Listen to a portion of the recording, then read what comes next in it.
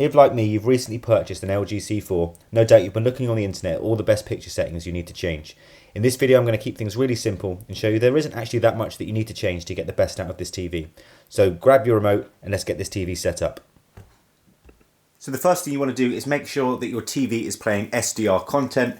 This could be through your cable, your Sky TV here in the UK, your Now TV. I've just gone onto YouTube and got a SDR stock video playing. I think it's about 40 minutes long, so I'm sure that will cover us.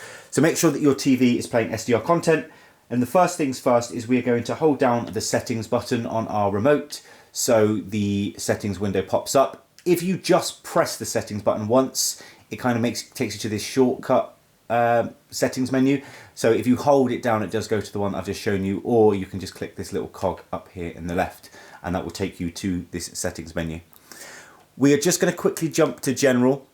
And as most guides, or you may have read online, or if this is the first time you're setting up, it is always recommended to turn off energy saving. If anything, it just like dims your screen. It just doesn't look as good, and there's no real reason to have it on. I think there's been many tests to show the actual saving on electricity is minor. So turn that off. It will change the picture straight away. When you turn that off, it will make it look a bit more brighter. And the only other thing here, I would go into AI service and just make sure that these AI processing things here are turned off. It does explain what each of them do. I did try with AI Picture Pro when I was watching Sky content, just because you're paying for a TV that has a good processor. Why would you not let it have a go at trying to make your picture look better? I honestly didn't really see any difference having it on or off. So maybe play with it, but I'm going to leave it off just because I don't think the TV needs it. Now we're going to go back and we are going to go into picture. And we're going to set up two picture profiles for SDR content. I will explain the reasoning for that in just a moment. The first one that we're going to do, we're going to go into, but before we do, your TV might be in standard by default. Standard, I find extremely blue. Now, if this is the first time you've ever set up a TV and ever changed it from the standard mode, what you'll notice is if you go to standard and then you flick it to ISF Expert down here, which is the one that we're going to use, you'll notice that has like a yellow tint. I can promise you, watch your TV for an hour or so, then flick it back to standard, and most of the time I've done this with people, they hate standard. Standard looks really blue. If I go to people's houses and they've got just the standard profile on, it just doesn't look right. If we want an accurate picture, we want to go with one of these film modes, these expert film modes, cinema or filmmaker mode, and all of those have a white balance of warm 50, which again is how the colour should look. Whites look white. Your eyes will get used to it, so give it a chance if it is the first time that you have changed your picture profile, sorry. But we're going to go down to Expert Dark Space, right down to the bottom, and this is the first picture profile that we are going to slightly tweak. As I said at the start, this is all about keeping it simple. We're not going to go in and change a crazy amount of settings. We're just going to make a few tweaks to give us the best picture quality we can. Come down to Advanced Settings, and we're going to start with Brightness. Now, brightness will depend on your room. On the video here, it looks like I'm in a very dark room. It's just because I've turned the aperture down on my camera to make sure the TV isn't completely overly bright. My room is usually moderately lit. In the evening, I do have it quite dark. I find a brightness of around 60, and sometimes I can even go down to 40, if I'm in a really dark place, is ideal. For SDR content, personally, I think if you turn it right up to 100, it's too bright. Maybe in a really, really bright room, you could have it up to 100 or potentially 80. During the day, sometimes I used to have it at 80.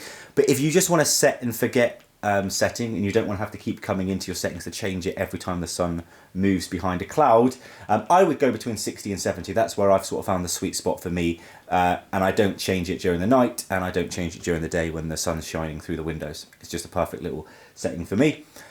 We're going to come back, we're going to leave we're going to leave contrast at its default, we're going to leave black level at its default, we're going to leave auto dynamic contrast off.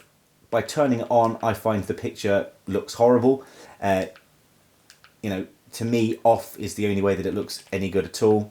There's no need to add that to our SDR content. Peak brightness, again, will brighten up the image quite a bit. I have never needed it on.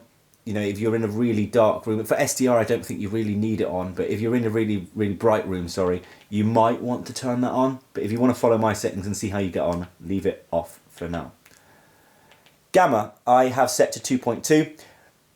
For a really, really dark room, if you're always going to be watching in a dark place, maybe you've got like a cinema room, 1886 is preferable. But if you want some more details in the shadow and you're not sitting in the pitch black, 2.2 is where we need to go. We'll leave video range to auto, and we'll leave motion eye care off. We will now come down to colour. Colour depth we're going to leave at 50, tint we're going to leave at 0, and colour gamut is one of the settings that I have been tweaking with, for a few months since having this TV. Now when I have SDR content, watching Sky, just your normal TV shows, you know, just daytime TV if I wasn't at work, but you know, daytime TV, just TV in the evening, I find that having the colour gamut set to native makes the colours pop a lot more. If you turn auto detect on, and you can flick between the two as you're trying this, I don't know how clear it is on the camera, auto detect for SDR content, I find it looks very, very washed out. Native makes the colours much more punchy, you know, there's more contrast to it, they pop out the screen a little bit more, and it's just how I prefer it. It may not be perfectly accurate, but when I'm watching, you know, a TV show in the evening that's just being played on Sky, I would rather it look nice and punchy than really washed out. I don't know if you can see there, but here, this would be a good one. The greens look a bit washed out here, and here they just look more punchy. The reason we're going to set up two picture profiles is I'm going to set up a picture profile with the colour gamut set to native, and I'm going to set a picture profile almost exactly the same with the colour gamut set to auto detect. So if I want that pure accuracy, maybe I'm watching a film on Sky, I can just quickly flip it. And if I'm just watching normal TV and I want my colours to look nice and punchy, I will keep it on native. So for this setting, I'm going to keep it on native, and we are not going to touch any of these. Just make sure that colour temperature is at warm 50. And we're going to come back down to clarity. With sharpness, some videos will tell you, or some guides will tell you to turn that right down to 0. I find 15 is quite a nice sweet spot. I've never noticed any artifacts on the edges of anything while I'm using 15, and I want a little bit of sharpening for my SDR content. It's usually, you know, fairly low quality. I'll use Sky as the example again. Sky's quality is not great, even though it is 1080 and tries to output at 4K sometimes, and I find 15 doesn't look like it's sharpening the image, but it also just adds a little bit. Down to preference, 15 if you want to follow my settings and give it a go for a couple of days and see how you get on. Super resolution, I leave this to low. There isn't a huge difference between low and off. The reason I leave it to low is, you know, I've paid for a TV that has a processor that can do all these things. I want it to help make some of my images clearer, particularly with SDR content. I wouldn't have that on for my HDR and Dolby Vision content, but I'm going to leave it on low here. Noise reduction I'm going to leave off because I don't want any film grain or anything taken off if I am watching a movie. MPEG noise reduction I leave off, and smooth gradation I do set to low, just because for a lot of SDR content you do see some sort of colour banding in the sky and things like that. So I'm going to leave those to low, that is my preference. And as for real cinema, I leave that on, and true motion I set to cinematic movement. Without it, I find the images look a bit, I find motion looks a bit choppy, so I have cinematic movement on. I don't notice any soap opera effect, and it's just to my preference. Again, if you're following this video and you want to try these settings, put it to cinematic movement. And that is us done. We're going to apply to all inputs, so these settings will apply to any input we have onto the TV. And then the only other thing quickly I might just quickly suggest you do is if you go to filmmaker mode. Now filmmaker mode is what some people recommend you just throw on and forget if you want pure and accurate image as the filmmaker intended. So what I have done on my filmmaker mode, I have pretty much kept all those settings that I just talked about exactly the same. The only thing I have changed here is the colour. I have got that to auto detect. So if I am watching a film on Sky or SDR and I want it to be purely accurate, I can quickly flick to filmmaker mode. If I'm just doing, you know, normal day-to-day watching of the TV and I want those more punchy colours, I flick back to the ISF Expert Dark Space. You could, if your TV, you know, if you do want to take into account the brightness change in your house, obviously an advert, if you want to take into account the brightness change of your house during the day, you could copy these settings over to Expert Bright Space, turn the TV brightness up, and then you have one with lower brightness, one with higher brightness for daylight, and then one for completely accurate. But personally, 95% of the time, I just leave it on the Expert Dark Space we have just created. Okay, we are now going to flick over to HDR. So if you pop your TV into some HDR content, you can use YouTube for this. I think a lot of Amazon Prime's content is in HDR, but I'm going to find an HDR video on YouTube and we will look at the HDR settings. So I'm now playing some HDR content on my TV just from YouTube, and we're going to go through some of the HDR settings here. This should be much more straightforward than it was with SDR. We're going to go back into our settings. You'll know you're in HDR and you're playing HDR content because it will say HDR select mode. And the first thing that we're going to do is we are going to go into cinema, which is where we're going to start.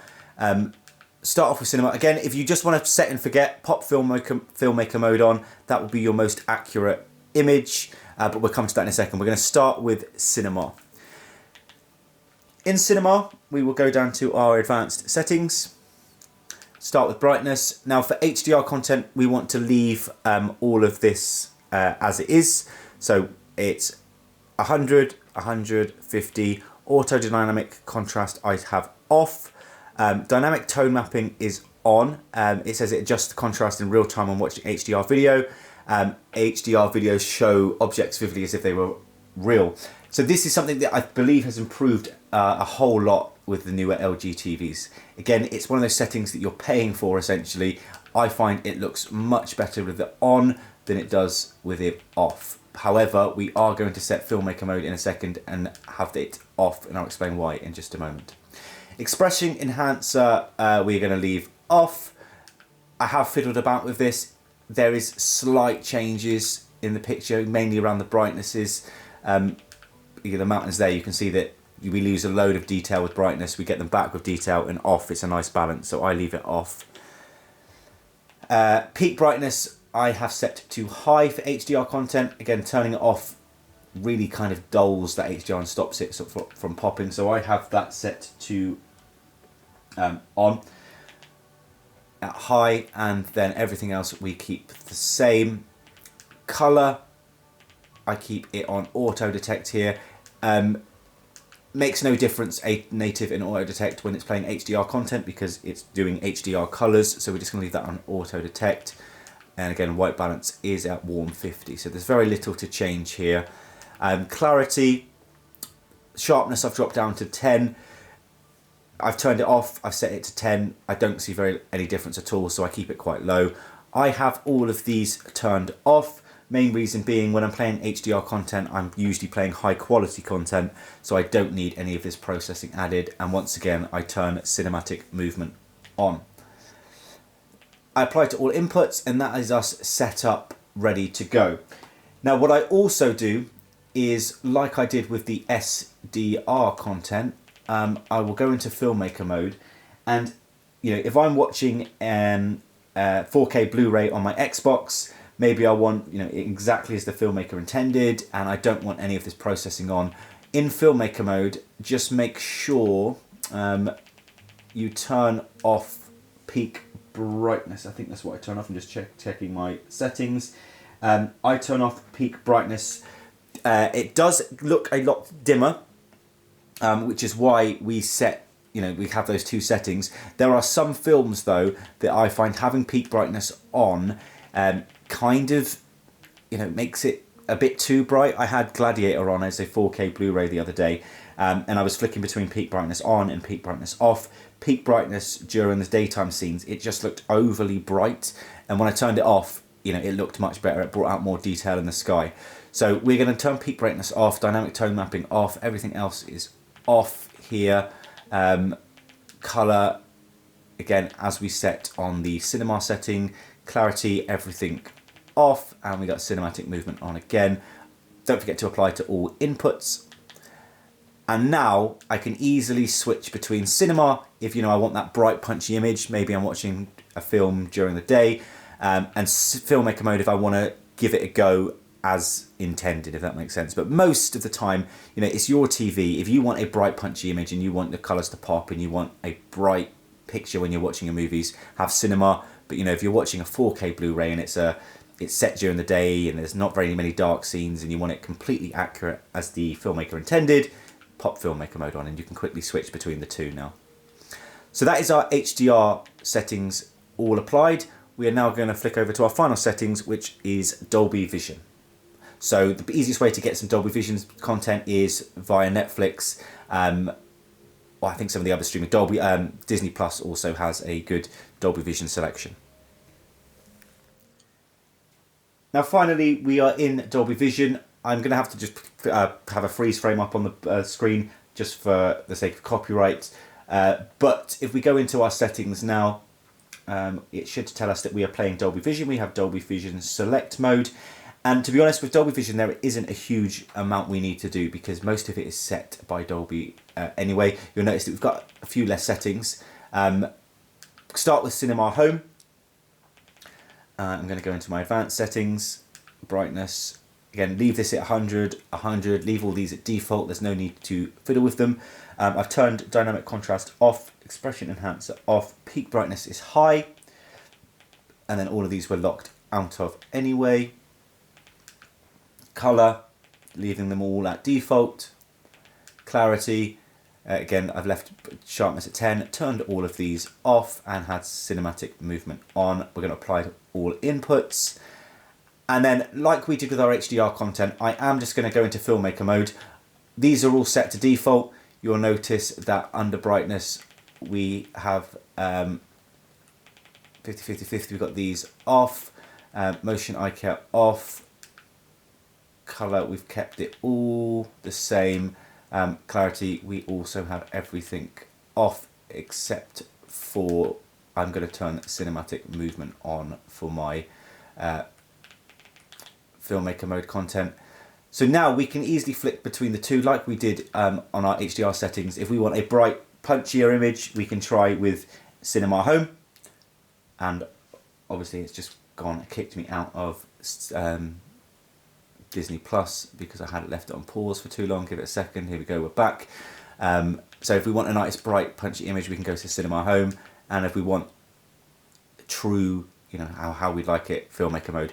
I'll be honest, most of the time with Dolby Vision, I just leave it filmmaker mode on because I think it, you know, looks pretty good as it is. So there we are. Give those settings a go for a couple of days across your SDR, your HDR and your Dolby Vision content. I've been really happy with these. Again, I've had this TV for 3 months now. I spent the first month really tweaking these. Second month kind of playing a little bit more, and I've just left how I've just talked you through, and I've been really happy with it. I get people come around and say, "Oh, the TV looks amazing." It's a fantastic TV. It's all about finding that balance between letting the TV do what it's designed to do and part of what you're paying for, but at the same time trying to get that accurate image. Hopefully this video has been helpful to you. Please give it a like and a subscribe if you are interested in more content revolving around movies and physical media in general, because that's what my channel is all about. And obviously I'm probably going to look at doing a game setup as well with the Xbox Series X in the coming weeks.